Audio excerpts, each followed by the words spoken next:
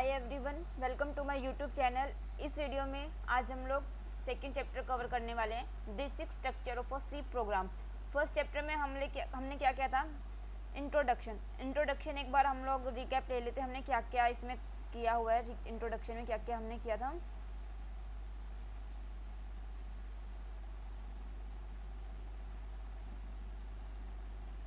Introduction के अंदर हमने सबसे पहले जो है वो कवर किया था, ओवरव्यू इसका क्या था कि जो ये सी प्रोग्राम है वो कहाँ पर मतलब कि कैसे डिस्कवर हुआ था, कहाँ पर डिस्कवर किया गया था। जो सी स्ट्रक्चर प्रोग्रामिंग लैंग्वेज को डेनिस रिच ने डिस्कवर किया था 1973 में बेल लैबोरेटरीज के अंदर, ये सब कुछ बताया गया। और जो सी है जो वो यूनिक्स को लिखने के लिए, सी लैंग्वेज को क्यों डेवलप किया गया था, यूनिक्स वगैरह को लिखने के लिए। एंड सेकंड है इसकी हिस्ट्री में क्या था कि जो सी लैंग्वेज है वो 3 डिफरेंट स्ट्रक्चर लैंग्वेज से मतलब कि इवॉल्व हुई है, ये सब कुछ था हिस्ट्री के अंदर। एंड इसके कुछ मतलब कि ईयर में कौन सी लैंग्वेज आई और किसने इसको डेवलप किया था, ये सब कुछ। देन इंट्रोडक्शन में क्या था, हार्डवेयर एंड सॉफ्टवेयर के बारे में हमने पढ़ा था। हार्डवेयर क्या होते हैं, जिसको हम मतलब कि जो विजिबल होते हैं वो कंपोनेंट फिजिकली, जैसे कीबोर्ड हो गया, सीपीयू हो गया। एंड सॉफ्टवेयर मतलब ये सब चीज़ आप लोगों को पता ही है। देन इंट्रोडक्शन किया था हमने सी लैंग्वेज का। सी लैंग्वेज जो है हमारी क्या है, मतलब एज अ मदर लैंग्वेज भी बोल सकते हैं हम सी लैंग्वेज को। एंड इसको क्यों बनाया गया था, क्योंकि प्रोग्रामिंग मतलब प्रोग्राम्स वगैरह को लिखने के लिए एंड उनको एग्जीक्यूट करने के लिए सी लैंग्वेज को बनाया गया था। और सी को मिडल लेवल लैंग्वेज भी बोलते हैं। इसको 80s बेल लैबोरेटरी में डेनिस रिचन ने लिखा था। अब इसमें ये सब कुछ है। देन हमने सी के टोकन्स को हमने पढ़ा था। सी के टोकन्स कौन कौन से, जैसे कीवर्ड्स हो गए, identifiers, constant, strings, special symbols, operators. Then आते हैं कॉन्स्टेंट्स, जैसे कि 1 2 3 4 हो गया, -1 2 5 7 एज ए कुछ टाइप होते हैं, जैसे इंटीजर कांस्टेंट जो ये हो गया, एंड फ्लोटिंग पॉइंट कांस्टेंट जैसे कि 12.1 जैसे पॉइंट्स में आ गए जो। देन वेरिएबल्स एक ऐसी एंटिटी होती है जो कि चेंज करेगी प्रोग्राम जब एग्जीक्यूट करेगा। एंड वेरिएबल्स को डिक्लेयर करने के लिए कुछ हमारे रूल्स भी होते हैं।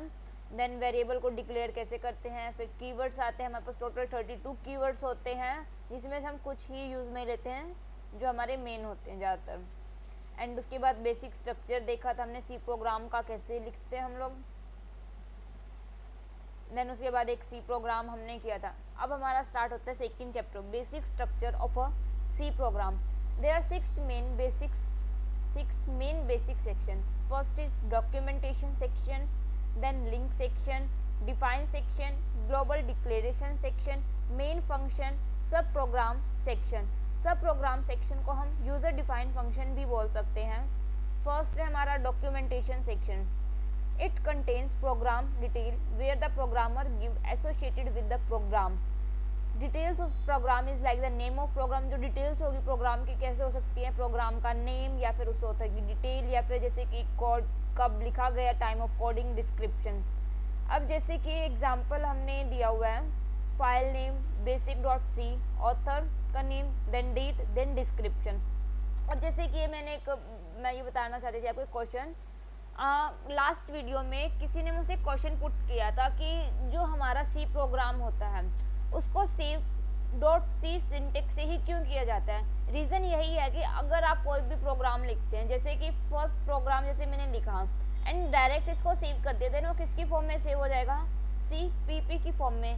CPP का मतलब है C++।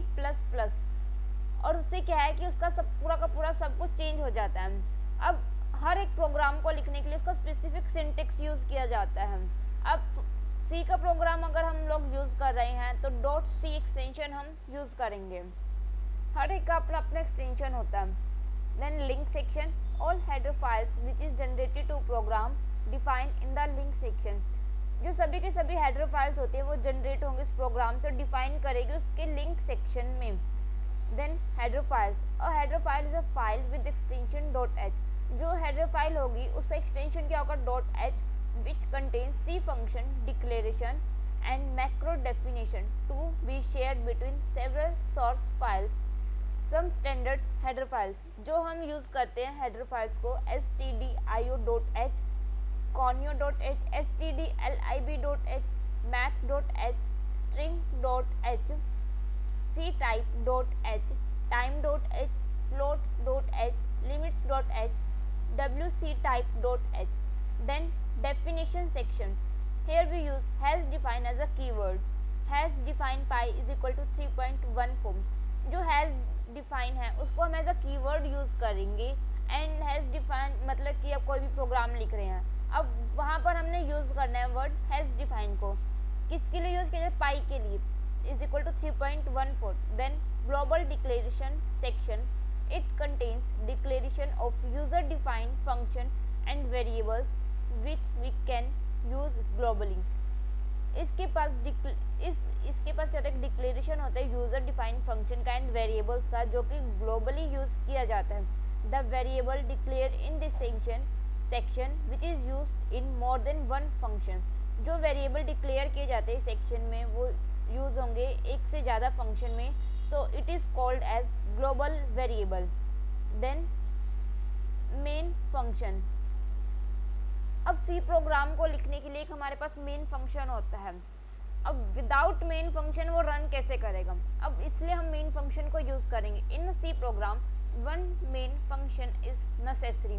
एंड मेन फंक्शन को हम लोग कैसे लिखते हैं, मतलब मेन लिखकर उसके मतलब कि डिपेंड करते वो कैसे, इंटीजर है, वॉइड है, सब कुछ वो भी डिपेंड करेगा. देन उसके बाद हम उसको कैसे लिखेंगे? क्लोज ब्रैकेट से. It consists two parts, that is declaration and execution. Subprogram section. It consists all user defined function which perform specific task. इस मतलब कि सभी के सभी यूजर डिफाइंड फंक्शन होते हैं इसके पास एंड परफॉर्म करे स्पेसिफिक टास्क को. Sub program is implemented using the call and return instruction in assembly language.